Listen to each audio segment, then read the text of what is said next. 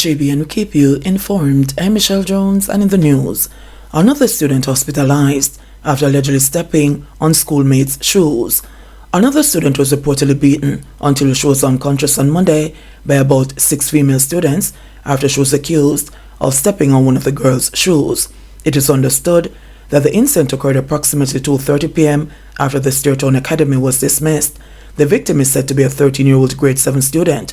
Senior Superintendent of Police, SSP Dwight Powell, provided more details while speaking in an interview yesterday. On Monday, October 2nd, 2023, about 2:30 p.m., a grade 7 13-year-old female student of the Steertown Academy was physically assaulted by 6 other female students on the school compound. The information that we have suggests that sometime about 8 o'clock the said morning, the victim allegedly stepped on the shoe of one of the persons that assaulted her. The person that assaulted her indicated that she would deal with her case after school concluded. On the conclusion of class, around 2:30 p.m., she was set upon by 6 students of the said school who physically assaulted her. The police were informed of this incident and immediately commenced investigation.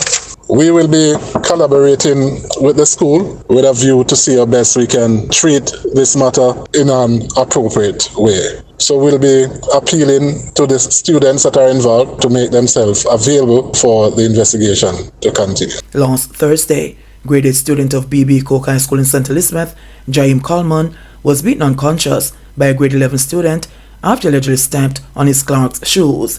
That student was later charged with assault occasioning actual bodily harm. Ecstasy pills, knives, and the cell phones among contraband seized at Negril lockup.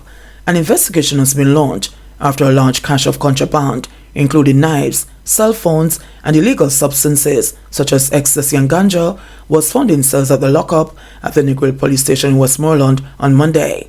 The discovery was made by personnel from the police's Caribbean Search Center who conducted a search of the 6 cells at the facility. The contraband were found hidden in clothes, food, and other items.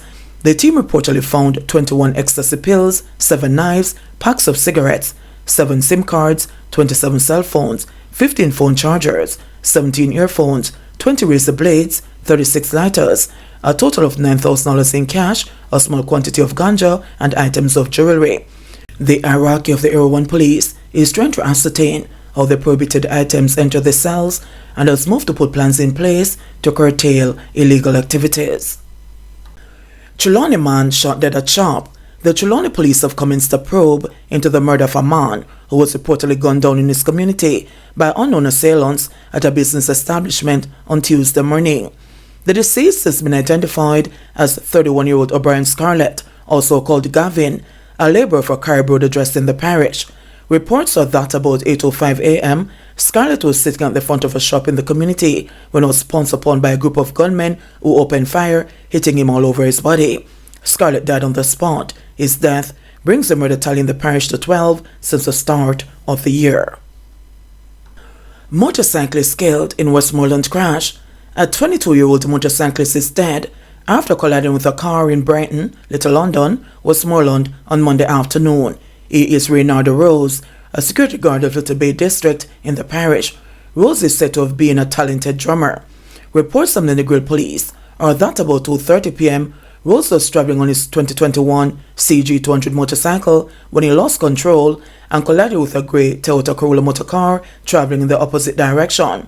Rose was taken to hospital where he was pronounced dead. According to the latest Road Safety Unit crash report, 302 people have been killed in 281 fatal crashes since the start of the year. Westmoreland is the division with the most fatalities so far in 2023 with 41. Police making strides in locating Paul's missing daughter and her mother. The police are reporting good progress in the search for a Member of Parliament for East Kingston and Port Royal, Philip Paul's daughter and the child's mother. The veteran MP's 10-month-old daughter, Saraya, and her mother, 27-year-old Toshna Pattison, have been missing since September 9. They were last seen at their Gilmore Drive, Kingston 20 home on that date, but have not been seen since. The investigation is going well, said Deputy Commissioner of Police Fitz Bailey on Tuesday as he addressed the Jamaica Constabulary Forces JCF quarterly media briefing. "We have done several lines of inquiry. We have used the resources that are available within the JCF, and I think in relation to the Paulwell matter, we are making some strides." Bailey said he would not elaborate at this time. Last Tuesday, Paulwell told his colleagues in the House of Representatives that the authorities were nowhere closer to finding Saraya and her mother. He gave the update while expressing thanks to his colleagues and the House staff for their support.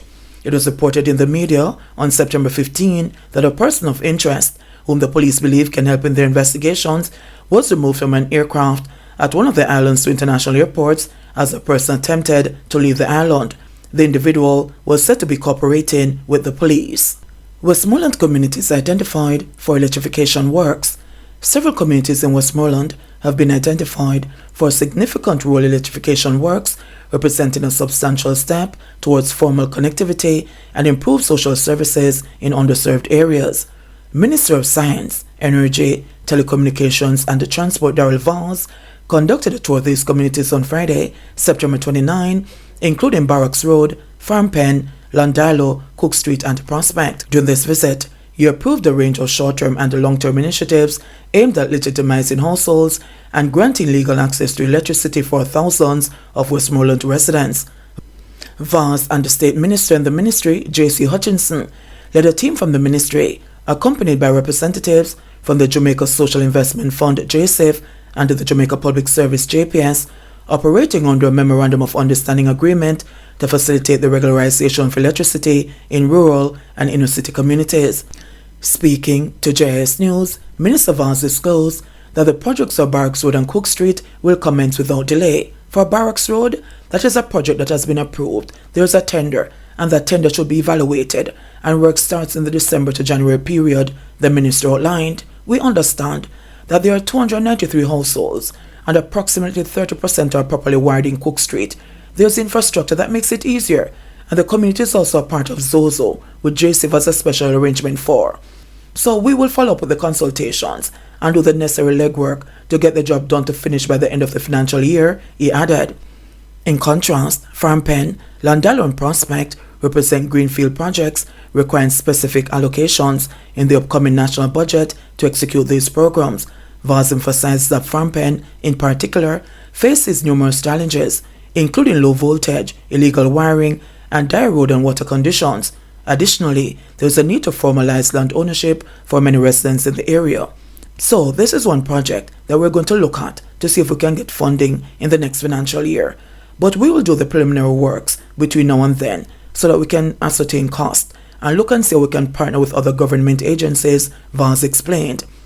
He added that the Landalo Phase 5 area is also in dire need of electrification infrastructure. The situation in Prospect is one that has been captured under the JSIF program for wiring. There is an allocation for 200 homes, and we have identified 30 homes so far. We're going to ensure that we try and capture all the homes that need to be captured and meet the specifications of JPS, and to see how we can complete this in the shortest possible time, Vaz indicated. For his part, Managing Director, JSIF, Omar Sweeney, highlighted the need for improved infrastructure and social services. Sweeney said the rural electrification initiatives in Westmoreland will be approached with a broader development perspective, seeking to identify additional resources to address essential amenities such as roads and the water supply. We are moving to completion, looking at the ones that are completed, some of the ones that are in progress, and some of the greenfield ones, Sweeney indicated. PMP's Dayton Campbell selected for Eastern Westmoreland Damon Crawford to represent Northwest St. Catherine.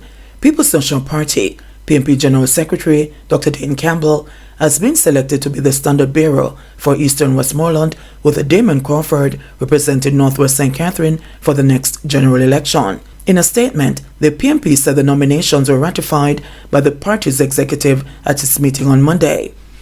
The PMP said in consultation with the constituency and divisional leadership in both constituencies, Party leader Mark Golding chose to nominate Campbell and Crawford, who is a senator, to ensure the party's strong presence in the forthcoming elections. While the initial applicants did not meet the established selection threshold, we extend our sincere gratitude to all the comrades who expressed interest in representing these constituencies and participated in the comprehensive evaluation process conducted by the party and regional bodies, said the party. We have confidence that both candidates embody the values and dedication required to provide exceptional service to their constituents, it added. JBN, we keep you informed. Please remember to subscribe, like, share, leave us a comment, and click the notification bell to receive our daily news items.